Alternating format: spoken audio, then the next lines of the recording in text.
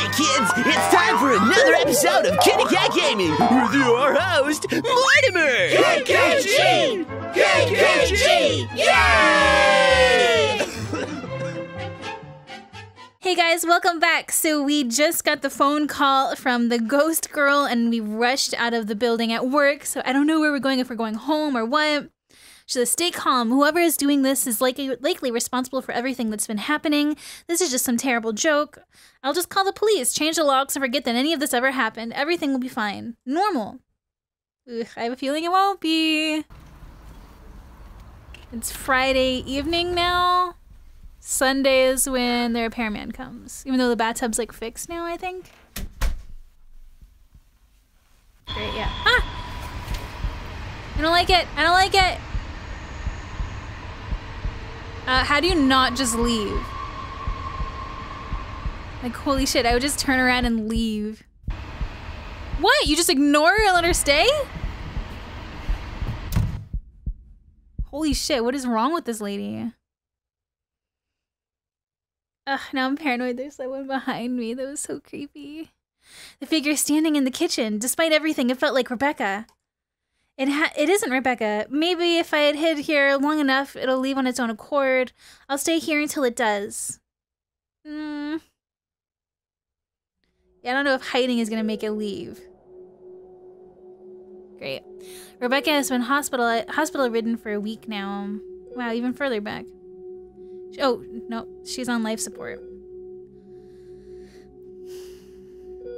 She could no longer move or speak. She could barely breathe. We had to take her. She will never leave. No. The doctors say that she has only days left. She's going to die. This is so sad. Rebecca is in horrific pain. She frequently gestures to her life support. I know what she wants. Do it or do not. Do it. She's in pain. I pulled Rebecca's life support. Rebecca flatlines less than a minute later. It's what she wanted, but it isn't what I wanted. If I were to refuse, she would only spend her remaining days in agony waiting to die. But there was so much I wanted to say, so much I should have said to her. Her friends, her family, they never even got to say goodbye. Oh shit, why didn't we do that? We should have let them. I panicked, and now she's gone. You killed her. God damn it, I fucked up. Is that the end of the game? Did we get a bad ending? Ooh, Saturday. Oh god. I think we made the game angry. Happy anniversary is the achievement we got. Yikes. Happy anniversary, I killed you. Oh god. Oh, that's right, we're still hiding from the ghost.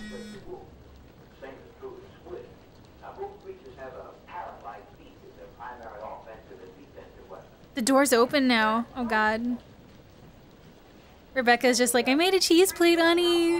Why aren't you coming out? I fucking love cheese plates, man. Cheese is like...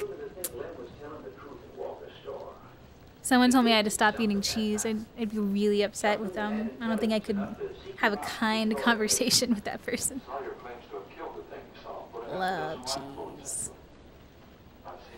Oh boy, so we can do the fun thing of going through bills, photos, notebook, TV, or table. Bills are new, let's do bills. Overdue rent. Rebecca was always too focused on her writing to consider employment, but we managed. Until I was demoted. So we have a lot of bills to play. Photos. Now we're gonna see a ghost girl in these pictures, I bet. How much you wanna bet? It's a photograph of me and Rebecca at a party just a few days after we'd met. I was a loner at university. I spent a lot of nights at the student bar alone, hoping I wouldn't be. One night I wasn't. I met Rebecca. She very quickly introduced me to her circle of friends and invited me to a party later that week. Aww. We kissed for the first time that night. Who's filming this?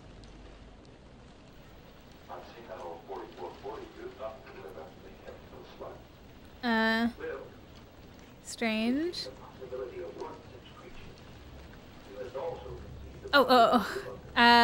Notebook. It's one of Rebecca's old notebooks. She used to write her short stories in these. Oh great, what are we gonna find this time?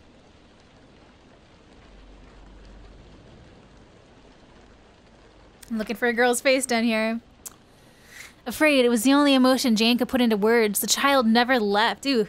She stayed by Jane's side until the terrified woman left for work. Acting normal seemed quite the task for her. Jane returned home wishing that the child would be gone. Alas, she was sat quiet as ever at the kitchen table, turning her head to Jane as she entered the room. Jane spent the day trying to ask the child questions about her name, where she came from, who she was. The woman was met with silence each time. She gave up, continuing as normal as she ignored her. She might go away, but wherever Jane went, the child followed. Whenever Jane sat, the child sat against her. Ooh. Ignorance was not an option. When nighttime fell, the child followed her closely through a routine, silent and expressionless. As Jane hesitantly climbed into bed, the child stood where she had done the night before and pointed, knitting her brow once again. Carefully, Jane offered the other side of the bed to her. The child did as she wanted and laid next to the trembling woman. Ugh. Jane pressed her back against the wall as the child stared at her from the pillow beside her own. They stared at each other for a while before the child sighed that soft little sigh again and closed her eyes. Jane didn't dare move her gaze from what felt like hours. Though the child didn't move, her eyes remained closed and she was softly breathing. Jane knew the child didn't eat, nor did it use the bathroom. There was very little reason to believe the child needed to sleep. Paranoid, the woman remained obstinately awake. I'm probably saying that word wrong. Jane opened her eyes quickly, breathing rapidly as she realized she had fallen asleep. The child's eyes were open, though her position had not moved. It scared Jane to wake to those dark eyes staring at her once again. The room was still dark. Jane desperately tried to regulate her breathing as her eyes swept the room. She let out a small shriek. Jane scrambled to sit up in her bed, pressing her back hard against the wall. There was a second child that stood at the foot of her bed, staring at her with the exact same dark eyes. The child appeared to be a boy. The hair was shorter, but just as dark and flat. It partially obscured his eyes. The child was also wearing a nightgown. They appeared to be a matching set, though they didn't acknowledge each other, only her. Jane very briefly tore her eyes away from the second child to look at the first. She was sitting now, too, but her gaze was fixed on Jane. "Come with us," they spoke in unison. The woman sucked in a breath and fought the urge to cry. She shook her head a little in response. Jane then felt the first child sit closer, her hair brushing against her arm. Jane looked down. The girl was staring right at her, leaning her head against her shoulder once again. "Come with us." She spoke, her voice soft. Somehow it calmed her. She felt herself able to breathe again. "Where?" she asked the girl. The child simply sighed and looked ahead, resting on her head on her shoulder. Jane moved her gaze to the boy. He was staring at her. "Where?" she asked again. In response, he moved to where the girl stood the night before. Jane blinked at him and looked down to the bed. "Do you want to get out of bed too? Do you want to get on the bed too?"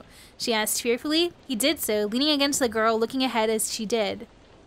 All Jane could do was focus on taking breaths in and out. They sat like that until morning. Creepy. Weird. She's like looking like all like, "Oh yes, the lovely writing of my darling." Ignoring that it's creepy as hell. I guess we can watch some TV. Attack of the Giant Leeches. This is one of Rebecca's old movies. She used to make fun of me for liking it. She said it was a really bad film. It is. Can we just like watch the film? Is that what this is? Alright, and then last is table. Oh god. What do we do at the table? Oh, we can look at stuff. Let's look at her diary. 2015, wow, she died pretty recently.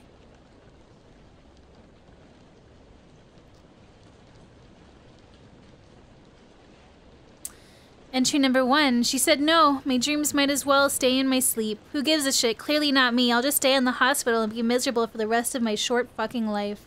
No!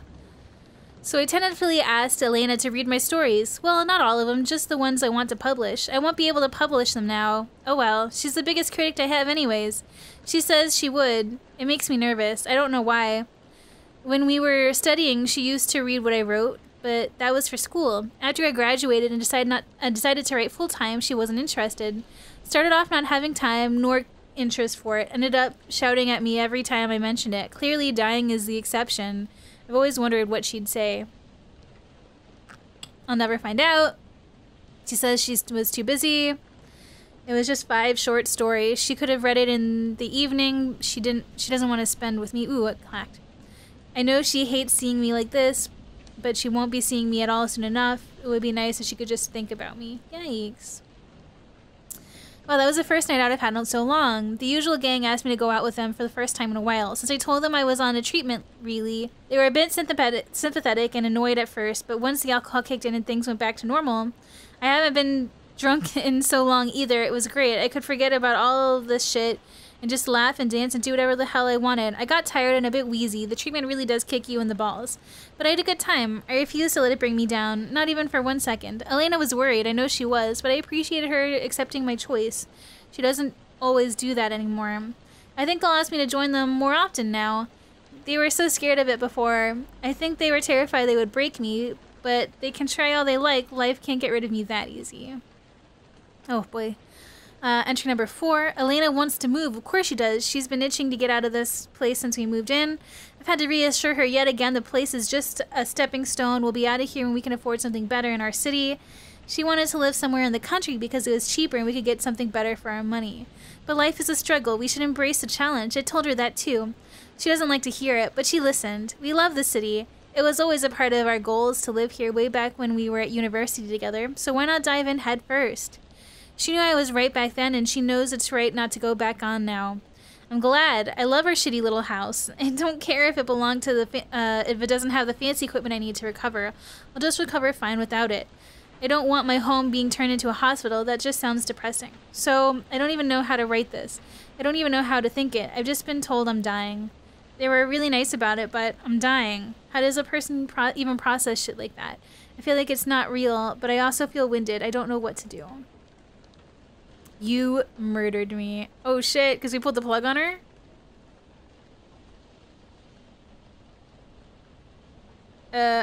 We're not affected by that?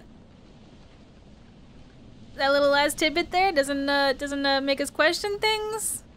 Let's look at the rose. A preserved rose. Rebecca gave this to me on the last Valentine's Day we ever spent together.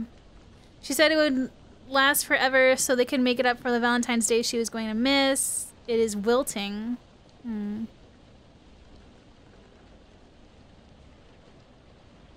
It's strange. I can put it in like that. Trinket. Oh, her wedding rings. Yikes. It's the crystal graduation bear I gave Rebecca when she graduated, not wedding ring. Where she had encouraged me to become more confident and outgoing, I pushed and tutored Rebecca to finish university. I was so proud of her that day, and so very grateful. That's sweet.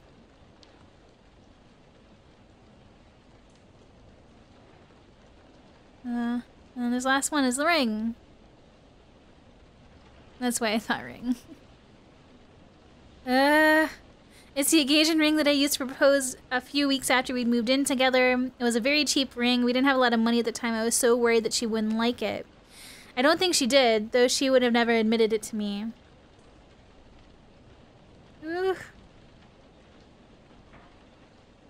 Alright, well, next time on the next episode of Kitty Cat Gaming, I think we're gonna see what it's like to live with this sexy ghost. Please be sure to hit that subscribe button so you guys don't miss it, and I'll see you guys all then. Bye, everybody!